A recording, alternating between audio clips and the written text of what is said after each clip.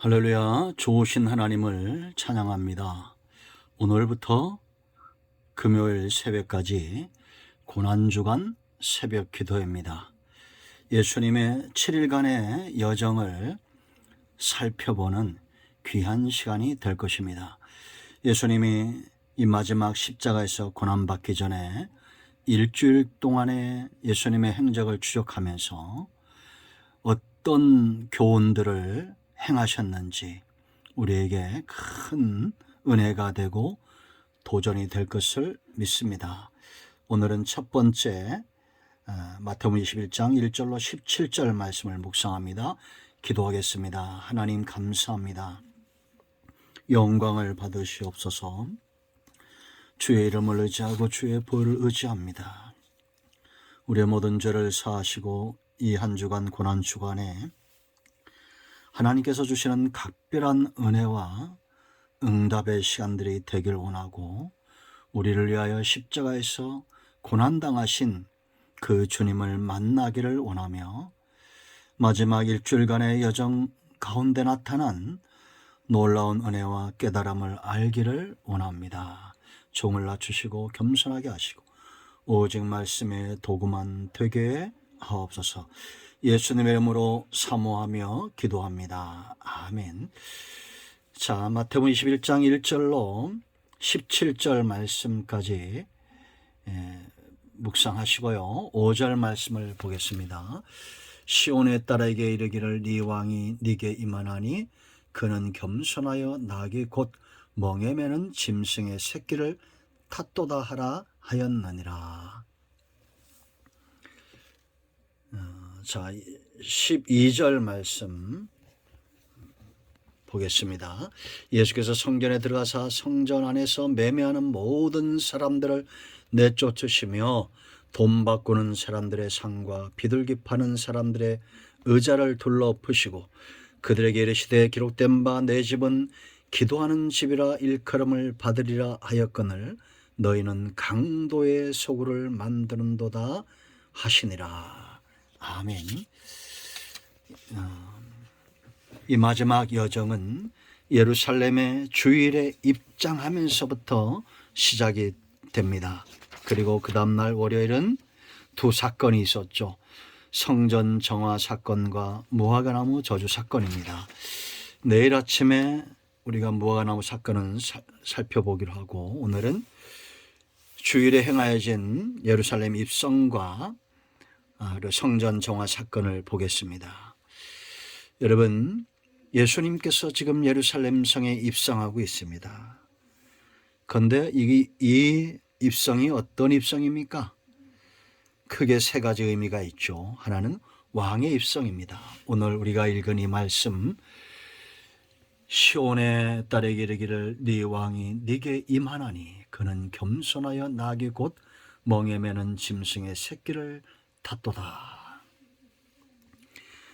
여러분, 능력 있는 왕, 겸손한 왕 선택하라면 겸손한 왕을 선택하는 것이 옳습니다.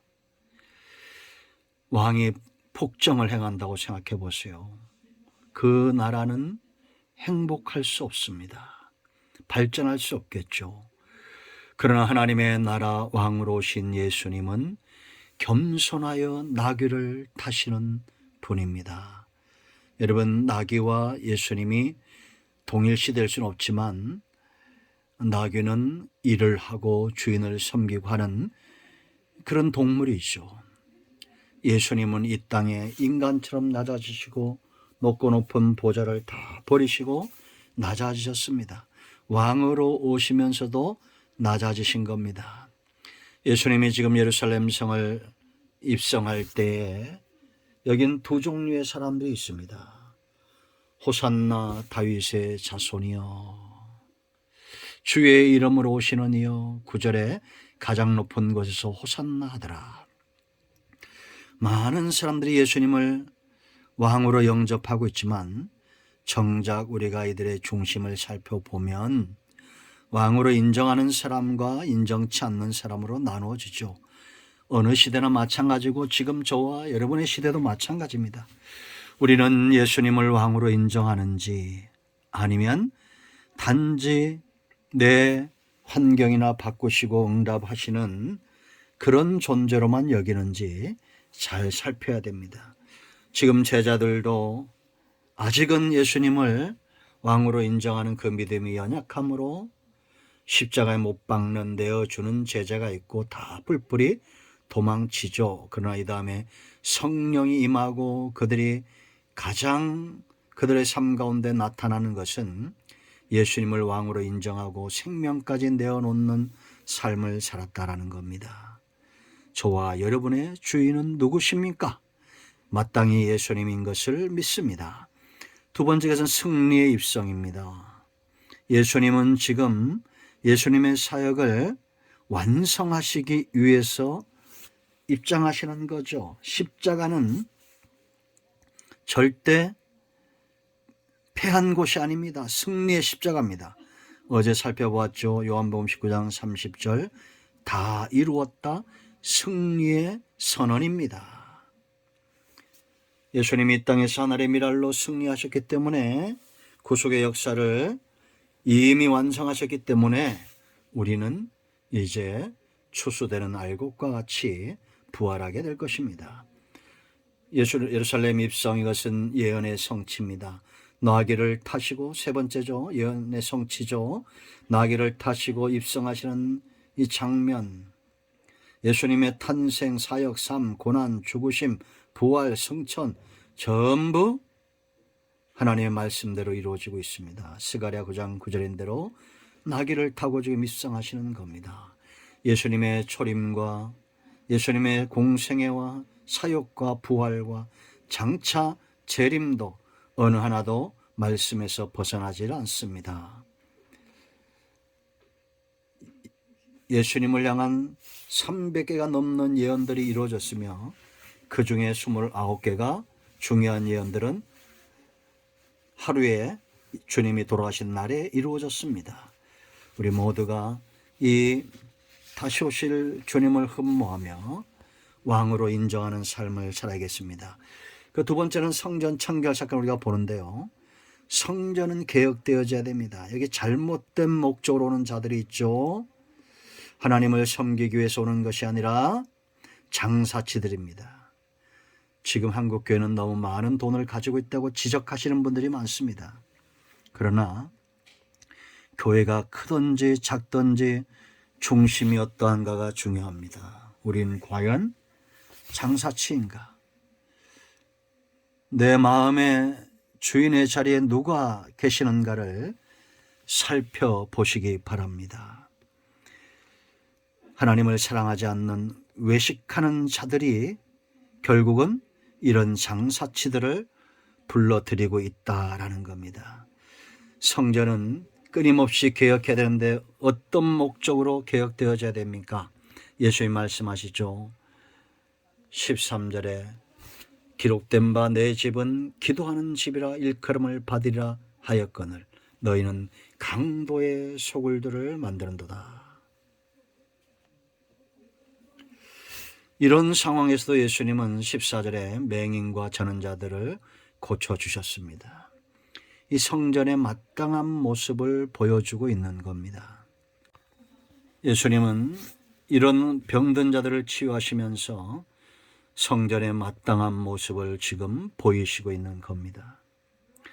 돈 바꾸는 자들이 강도의 소굴을 만들고 그런 자들과 하나 된 외식된 자들이 있고 성전의 중요한 목적들을 잃어버리고 있는 이 사람들의 상을 엎어버리고 있는 거예요.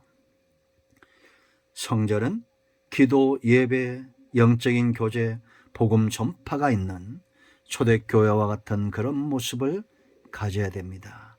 하나님께서 구약시대 제단과 성막과 성전을 통하여 주님의 백성들을 만나시죠. 하나님이 주인공이고 주의 백성들이 주인공입니다. 그런데 오늘날 저와 여러분이 섬기는 교회와 우리 중심의 성전은 어떻습니까? 광도의 소굴인지 아니면 기도하는 성전인지 살펴볼 때입니다. 지금 주님이 오신다면 어떠하실까? 이런 생각을 자주 하죠. 과연 우리의 예배의 자리에 주님이 오신다면 어떠한 행동을 하실까요?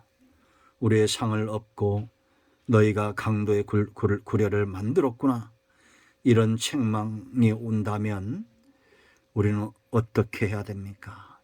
마땅히 주의 성전은 기도하는 집이 되어야 됩니다.